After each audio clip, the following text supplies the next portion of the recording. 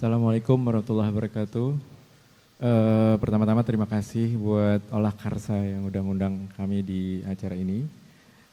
Dan topiknya sangat menarik tadi ya, global green integration, gimana perusahaan-perusahaan bisa melihat value lah dari proses carbon reduction atau tadi dijelaskan Pak Rizal, makasih banyak Pak, banyak menambah wawasan saya juga ya.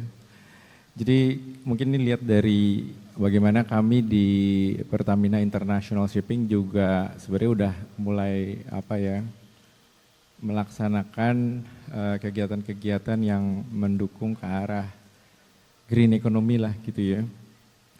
Dan mungkin tadi yang disampaikan Pak Rizal yang sangat terkait, di kami juga ada project terkait dengan CCS Pak. Jadi kapal pengangkut LCO2-nya kita udah mulai persiapkan, termasuk juga terminalnya. Karena di kita ada dua hal itu yang memang terkait dan kita siap support kalau udah mulai jalan terkait dengan storage-nya karbon itu Pak. Mungkin kalau boleh next slide. Jadi pertama mungkin sedikit izin memperkenalkan mengenai Pertamina International Shipping. Jadi di Pertamina tugas kita nih jadi Shipholding Integrated Marine and Logistic. Makanya kita ada range bisnisnya mulai dari shipping gitu ya, yang utama, kemudian juga sampai port operation, ada marine services, dan juga ada terminal dan juga storage. Jadi cukup beragam gitu ya, tapi dekat sama laut semua. Next slide. Untuk ESG strategi kita berusaha ada satu tagline ya, 4 pillars gitu yang kita pakai supaya bisa menyelesaikan semua terkait dengan ESG ya, mulai dari kita sebut sebagai environmental stewardship gitu ya.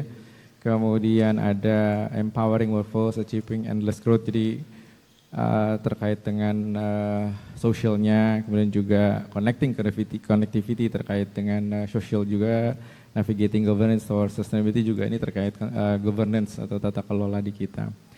Kemudian next slide, langsung ke beberapa hal yang udah kita coba kerjakan terkait dengan berusaha untuk mengurangi carbon footprint lah, bisa dibilang. Kalau misalnya shipping industry teman-teman lihat sebagai salah satu bisnis yang menimbulkan carbon footprint yang cukup signifikan ya. Tapi di tahun 2024 kita ada sedikit research dari konsultan gitu Pak ya, bahwa sebenarnya dari carbon emissions total di dunia itu sebenarnya shipping industry itu nggak lebih dari 3%. But 3% is gede gitu Pak. Jadi kita ngelihat bahwa memang perlu dilakukan usaha-usaha. Jadi kebetulan di PIS sendiri ada satu divisi yang kita siapkan terkait dengan sustainability. Tahun-tahun awal ini kita tujuannya masih terkait dengan persiapan climate risk yang ujungnya kayaknya pasti ke carbon reduction dulu Pak. Jadi carbon emission kita lah yang kita coba selesaikan untuk bisa kita minimalisir lah kalaupun nggak bisa diselesaikan. Yang pertama terkait operational pattern efficiency, di situ kita udah melaksanakan program-program di misalnya ya istilah waiting time ini, jangan sampai kapal kelamaan nunggu masuk gitu ya. Secara efisiensi kita udah benar-benar pantau gitu ya, agar efisiensi di bunker kita atau bahan bakar kapal kita bisa minimal, karena yang paling utama menghasilkan karbon di industri shipping ya bunkernya itu. Kemudian juga ada fleet design, kita juga udah invest bahkan di beberapa devices, kita bilang energy saving devices lah gitu ya. Ada mungkin kita sebut sebagai propeller yang lebih eco gitu ya. Kemudian ada fin khusus yang kita pasang di kapal kita supaya bisa lebih energy efficiency. Nah di sini sebenarnya kalau bisa dibilang integrationnya kebutuhan perusahaan dengan carbon reduction, di sini bunker efisiensi Pak untuk saat ini. Kemudian alternatif fuel juga, kita juga udah mulai untuk terutama untuk kapal-kapal di domestik nih harus sudah menggunakan biodiesel gitu ya. Dan ini udah sampai 40% dari biosolar yang kita pakai. Dan kapal-kapal yang baru kita udah ada beberapa ataupun ya mungkin 10 lebih gitu ya, yang kita terima di tahun kemarin dan mungkin rencana di tahun ini, itu udah kita bilang istilahnya dual fuel. Dual fuel itu ada istilahnya ammonia ready ataupun LNG ready ya. Jadi Sekarang mungkin karena ekosistem LNG dan juga amonianya belum tersedia Pak, belinya susah gitu ya. Akhirnya kita masih menggunakan conventional fuel. Kemudian juga ada apa namanya NRA installation. Nah ini juga di terminal kita udah kayak di Tanjung Uban mungkin. Kita punya apa namanya solar panel yang kita kembangkan bersama dengan NRA Pak, sisters company kita. Ini kita kalau untuk di terminal dan juga di pelabuhan. Jadi kapal-kapal yang lagi nunggu, lagi apa namanya nggak banyak kegiatan, itu kita utility powernya dari NRA itu. Jadi lumayan lah gitu ya. Nah di tahun kemarin kita udah bisa mengurangi sekitar 47.000, 48.000 hampir ya ton CO2 ekuivalen. Dan kita udah punya rencana sesuai dengan kebutuhannya shipping company, IMO juga udah mencanangkan di 2050 harus net zero emission Pak. Jadi kita punya rencana jangka panjang, tahun ini 47, tahun depan mungkin sekitar 70, terus akan nambah kalau kita lihat di grafik itu yang hijau itu target kita, yang hitam itu adalah kalau misalnya kita melaksanakan bisnis seperti biasa. Kemudian dari sisi water conservation, kita juga di terminal kita, di kapal kita ada yang namanya ballast water treatment system. Jadi ballast waternya ini sebelum dibuang lagi atau ditukar gitu kan, kapal butuh ballast. Kalau misalnya nanti dari terminal lain, satu ke terminal yang berikutnya di discharging portnya kita kalau mau ada adjustment ballast, air itu nggak dibuang sembarangan, ada treatmentnya dulu. Ini supaya kita ngelihat supaya ekosistem apa namanya yang di pelabuhan itu yang menerima air itu nggak terganggu dengan air dari tempat lain gitu Pak. Kita juga ada seawater recycling atau SWRO ini, dan ini juga udah dikembangkan di apa namanya di kapal-kapal kita dan juga di beberapa terminal, dan ini kalau kita lihat lumayan 8.000 ton per year, ini sekitar 28 kali Olympic pool size apa namanya air tanah yang kita nggak gunain karena kita nge-recycle air yang udah ada Pak.